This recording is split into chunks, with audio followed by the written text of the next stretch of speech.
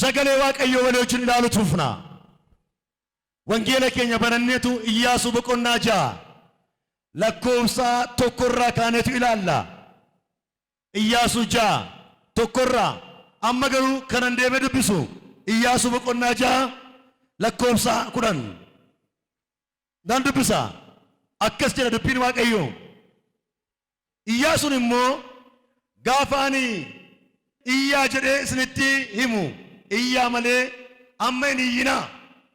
Sagalee keessan hin dhageessinaa. Dubbiin tokko illees afaan keessan keessaa hin bahin jedhee jara abboome. Yommus inni sanduuqa waaqayyoo si'a tokko mandaricha naanna'ee akka wal ga'u hin godhe. Kanaa booddee namoonni iddoo buufatatti deebi'anii achi bulan. Iyyaasuun borumtaa ganamaan obboroodhaan ka'e. Luboonnis sanduuqa kakuu waaqayyoo ol fudhatan. Luboonni 7 warri fiinoo 7 baatan utuu walirraa hin kutin fiinoo afuufaa sanduuqa kakuu waaqayyoo dura darbanii warri mi'a lolaa hidhatan isaan dura bu'anii hin adeeman. Namoonni warri kaan immoo sanduuqa kakuu booddeedhaan adeeman. Fiinoonis utuu gargar hin citin hin afuufame. Ameen. Utuu gargar hin citin hin afuufame. Sababii Israa'elootaaf karri mandaraa Yaarikoo jabaatee cufamee ture. Namni isa keessaa gad hin ba'u. Isattis ol hin galu ture. Waaqayyoo yommus Iyyaasuudhaan ilaani Yaarikoo mootii isaa fi loltoota isaa warra jajjaboo wajjin harka kee keessaa buuseera. Ati namoota mi'a lolaa hidhatan wajjin mandaricha guyyaatti si'a tokko naanna'i. Guyyaa 6 akkuma kana godhi. Ameen. Guyyaa 6 akkuma kana godhi. Sababii Israa'elootaaf karri mandaraa Yaarikoo jabaatee cufamee ture. Namni isa keessaa gad hin ba'u. Isattis ol hin galu ture jedha. Isattis ol hin galu ture. Jabaatee maal ta'e hin cufame jedha. Jabaatee hin cufame. Kutaan dubbii waaqayyoo wajjin wal qabsiisa sitti dubbadhu. Sagalee gooftaan keessa jireenya koo kaa'e akkas jedha. Mata dureen itti fayyadamuudhaaf yookiin guyyaa irraa kana ergaa qulqullootaa jedhee kana qabadhee as ba'e. Isa cufamee bara dheeraadhaaf harki waaqayyoo baneera. Waa'ee keef waan ta'u jira jedha. Isa cufame bara dheeraadhaaf harki waaqayyoo baneera. Waa'ee keef waan ta'u jira. Waa'ee keef sagalee kana irratti walitti fideen dubbadha. Waa'ee eenyuuf kan jedhamu abbaa beeka. Waa'ee eenyuuf isa abbaa beeka. Ani dubbachuu duwwaadha. Isa bara dheeraaf cufamee ture. Harki waaqayyoo baneera. Waa'ee keef waan ta'u jira. Kan jedhu gubbaatti dubbadha. Waa'ee keef waan ta'u jira. Eenyuun akka ta'e hin beekan. Garuu waa'ee saba kanaaf kan jedhu dhageera. Iyyaasuu boqonnaa 6 irratti maal agarra? Sabni Israa'el saba waa'ee isaaniitiif balballi Yaarikoo cufame agarra. Balballi Yaarikoo maal cufame yoo jedhame sabni Israa'el gara akka hin baane olis akka hin galle waan daangessu agarra. Waan daangessu namni tokkoyyuu birmadummaatti ol ba'u gadi galu ollituu gadi ba'uu danda'u. Maal yoo jedhe inni keessaa bakkeetti ba'u inni bakkee ol hin galu. Maal ta'eera? Cufameera. Maal ta'eera? Garaagarteera. Inni keessaa ol kameera. Inni bakkeetti hafeera. Kun hundumtiyyuu waa'ee eenyuuf ta'e yoo jenne waa'ee Israa'elootaaf. Waa'ee Israa'elootaaf. Sabni Israa'el saba ayyaana waaqayyoo baatee jiraatu. Sabni Israa'el saba yaada waaqayyoo dhaggeeffatu. Saba waaqayyoo wajjin walii galee jiraatu. Saba yaada waaqayyoo keessa oolee bulu yoo ta'eyyuu iddoo baay'eetti mormii irratti godhama agarra. Iddoo iddootti bakkaa bakkatti yeroo yerootti mormii garaa garaa waan adda addaa isaan gubbaatti raawwatama agarra. Kanaaf Iyyaasuun boqonnaa ja'a mandara Yaarikoo maal ta'e yootan incifame namni akkanii gad hin baane hin dhorkani inni bakkee okkoo hin galle hin dhorkani maaliif ta'e yootan saba Israa'eliin birmadummaa dhowwuudhaaf maaliif ta'e yootan saba Israa'eliin rakkisuudhaaf maaliif ta'e yootan saba Israa'eliin dhiphisuudhaaf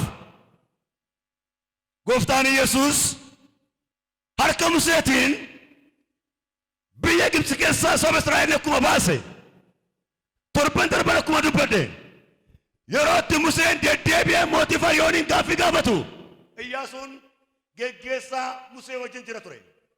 Ayyaanni Waaqayyoo, humni Waaqayyoo, irree Waaqayyoo, hojii Waaqayyoo maal akka ta'e Musee gubbaatti argaa akka ture dubbadheera.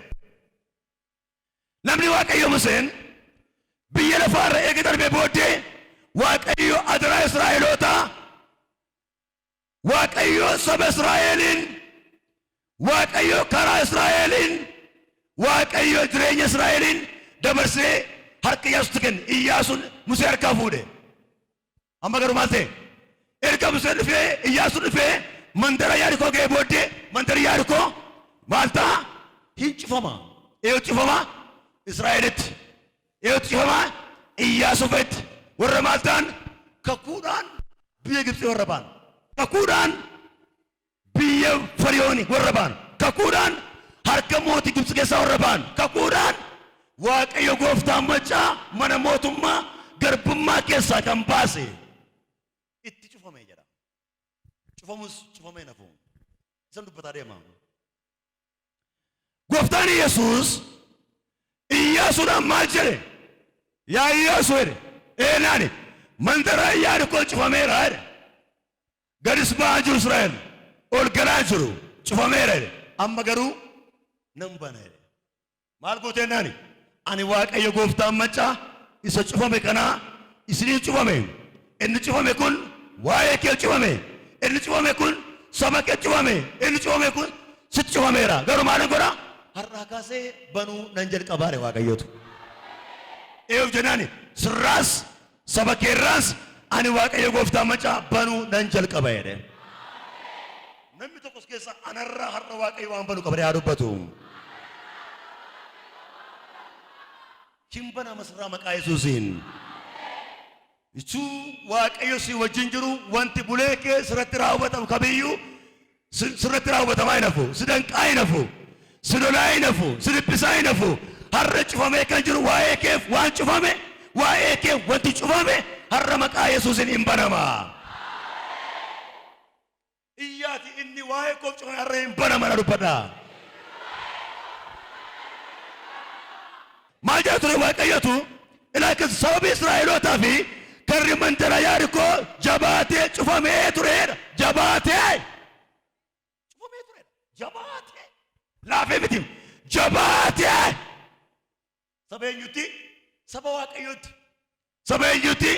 Saba akka Waaqayyoon gaggeeffamaa jirutti. Saba eenyutti? Saba Waaqayyo wajjin adeemaa jirutti jabaatee.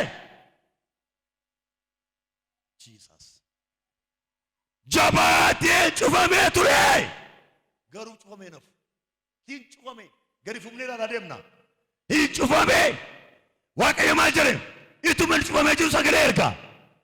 Sila Waaqayyo waan daangessu. Ituma cufamee jiru sagalee erga. Iyyaasuun akkana agoota inaani ganama obboroodhaan kaa'ati jedhe.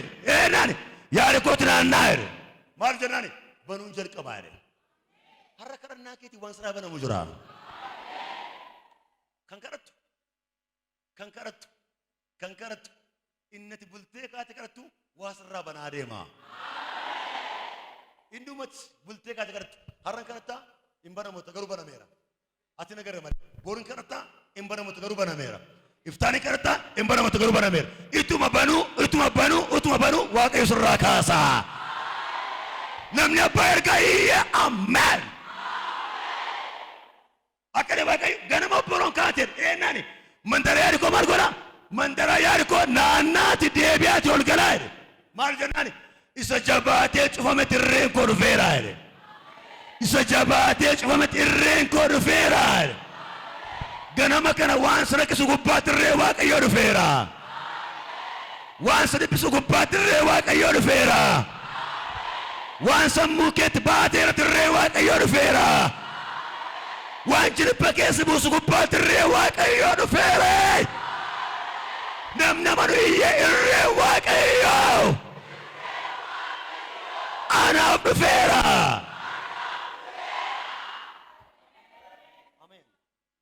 Maal jedhe Waaqayyoo? Maal godheera? Dhufeera. Maal jedhe ture Waaqayyotu? Waaqayyo yommus Iyyaasuudhaan ilaa ani Yaarikoo mootii isaa fi loltoota isaa warra jajjaboo wajjin harka kee keessa buuseera. Isa jajjab mootii Yaarikoof loltoota isaa warra jajjaboo maal godheera? Harka keetti dabarsee laadheera. Ganama kan dhibeen jireenya kee, gaaffiin jireenya kee, ba'aan jireenya kee, ba'aan mana kee, ba'aan hojii kee Waaqayyo dabarsee barruu keetti laateera. Baatteen deemtu kanaa booddee qabdee jiraata. Suqameen jiraatu kanaa booddee qabdee jiraata. Sumayeen jiraatu kanaa booddee mootii jiraata. Sirraan oolu kanaa booddee irreechetta. Ittiin boosu kanaa booddee itti kolfaa deemta. Maalan godhaa? Mootii Yaarikoo fi loltoota isaa warra jajjaboo maal godheera? Dabarsee barruu keetti kenneera. Inni cufame hin banamaa. Banamuu duwwaatu hin ta'in hin moota. Warri gadi ba'uuf ol galu sulawwan kana hin moota. Warra saba kee rakkisan kana hin moota. Cabsitee keessaa baata. Inni illee cufameera ga'u hin baata.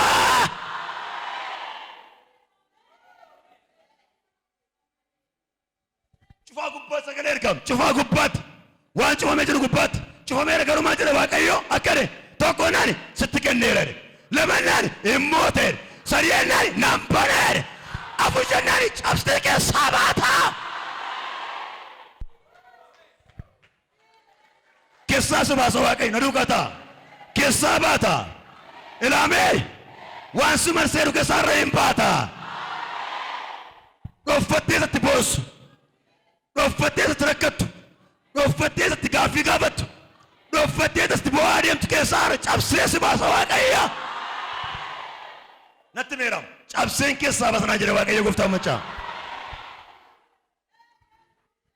Maal jedhe Waaqayyotu akkane Iyyaasuu jedhe eenaan mootii Yaarikoo fi loltoota Yaarikoo warra lallaafoo jedhe warra gatii qabneen jedhe warra jajjaboo kan ta'an dabarsee barruu keetti kenneera jedhe. Isaan illee si marsaniiru jedhe. Naanna'anii jiru jedhe. Si qabanii jiru jedhe. Sitti naanna'anii jiru garuu naani sitti kenneera jedhe.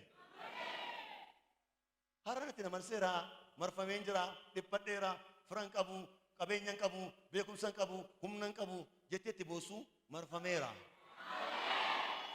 Marfameera. Marfameera. Inni si marse marfameera. Inni si marse marfameera. Inni si marse marfameera. Yesuus dabarsee marseera. Keessaa si jira. Bakkeen Yesuustu jira. Gidduu jira. Asiin itti deemta. Achi Yesuustu itti dhufa. Cabsee keessaa si baasa.